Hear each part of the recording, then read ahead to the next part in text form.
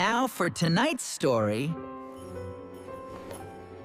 let's open up Cozy Dozy Tales. Are you ready? One hot day, under the bright sun, a little crow was flying in the sky. The air was dry, and the heat was strong. The crow felt very, very thirsty. His throat was dry, and he needed water very badly. He flew over fields and trees and small houses, looking and searching for even a drop of water.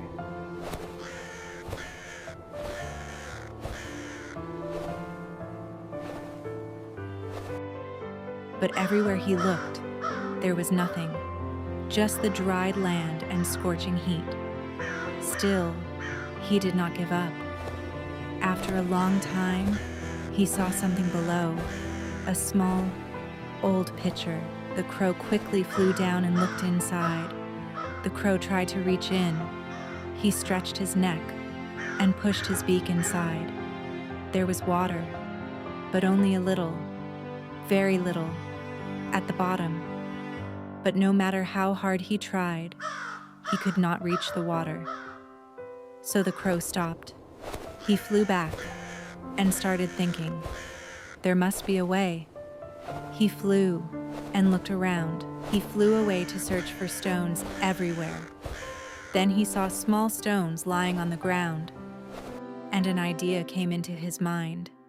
He picked up one small stone, flew all the way back,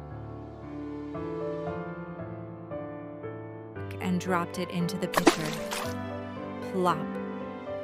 Again, he flew back in the scorching heat. He picked up two small stones in his legs. He flew all the way back and dropped it into the pitcher. Then another. Plop.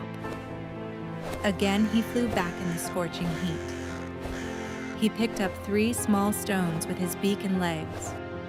He flew all the way back and dropped it into the pitcher. And another. Slowly, the water began to rise, again and again. He kept flying back and forth in the scorching heat, picking and dropping stones, one by one. Our crow was very tired. He wanted to just give up. He could not lift the stones anymore, but he never gives up. He lifted and carried the stones one more time and flew all the way back to the pot.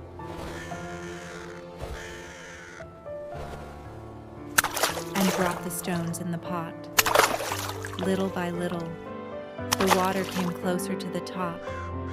The crow looked inside, and this time, he smiled.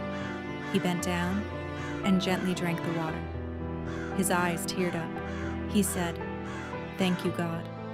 He felt cool, fresh, and satisfying. His thirst was gone, and so the little crow solved his problem with patience, hard work, and willpower. So what is the moral of the story, my dears? Where there is a will, there is always a way.